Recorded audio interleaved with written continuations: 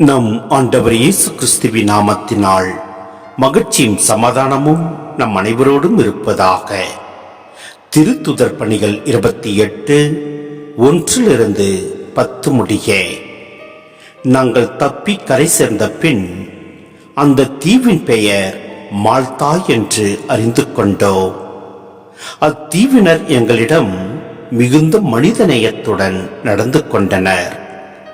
மழை பெய்து குளிராயிருந்த காரணத்தால் அவர்கள் தீ மூட்டி எங்கள் அனைவரையும் அருகே அழைத்து சென்றனர்.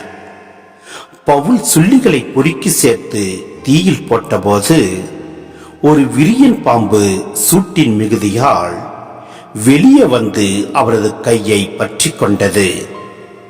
அவர் கையில் பாம்பு தொங்குவதை அத்தீவினர் பார்த்தபோது இவன் ஒரு கொலைக்காரன் என்பது உறுதி.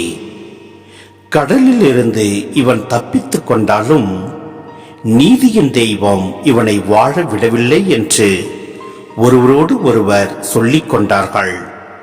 ஆனால் அவர் அந்த பாம்பை நெருப்பில் உதறினார்.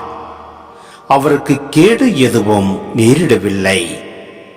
அவருக்கு வீக்கம் ஏற்பட போகிறது அல்லது திடீரென செத்து விழப்போகிறார் என்று அவர்கள் எதிர்பார்த்து கொண்டிருந்தார்கள். ஆனால் அவர்கள் நீண்ட நேரம் காத்திருந்தும் அவருக்கு தீங்கு எதுவும் ஏற்படாததைக் கண்டு தங்கள் எண்ணத்தை மாற்றிக்கொண்டார்கள். அவர் ஒரு தெய்வம் என்று சொல்லத் தொடங்கினார்கள். அந்த இடத்துக்கு அருகில் அத்தீவின் தலைவருடைய நிலங்கள் இருந்தன. அவர் பெயர் புப்ளியோ. அவர் எங்களை வரவேற்று 3 நாள் அன்புடன் விருந்தோம்பினார்.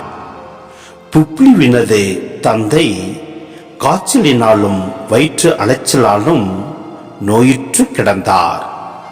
பவுல் அங்கு சென்று அவர் மேல் தம் கையை வைத்து இறைவனிடம் வேண்டி அவரை நலமாக்கினார்.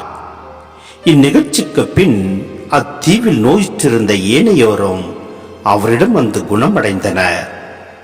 அவர்கள் எங்களுக்கு மிகுந்த மதிப்பு அளித்து பல கொடைகளையும் தந்தார்கள்.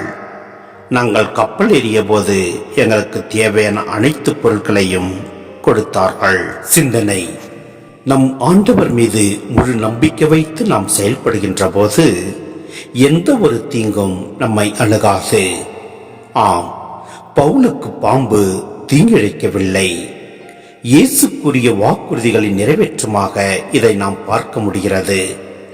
மார்க் 16:17-18 நாம் பார்க்கின்றோம். நம்பிக்கை கொண்டோர் பின்வரும் அரும் அடையாளங்களை செய்வர். அவர்கள் என் பெயரால் பேய்களை ஓட்டுவர், புதிய மொழிகளை பேசுவர், பாம்புகளை தம் கையால் பிடிப்பர், கொல்லும் நஞ்சை குடித்தாலும் அது அவர்களுக்கு தீங்கிழைக்காது. அவர்கள் உடல் நலமற்றோர் மீது கைகளை வைக்க அவர்கள் குணமடைவர் என்று கூறினார். ஆம், ஆண்டவரின் வார்த்தைகளுக்கு நாம் செவிமடுத்து அதன்படி நாம் வாழ்கின்ற போது எப்படிப்பட்ட தீங்குகள் நம்மை நெருங்கினாலும் எதுவும் நம்மை ஒன்றும் செய்ய முடியாது. எனவே நம் ஆண்டவரில் பற்றுறுதி கொண்டு அதன்படி வாழ்வோம். எல்லாம் வல்ல இறைவன் நம்மை நிறைவாய் ஆசீர்வதிப்பார். ஆமென்.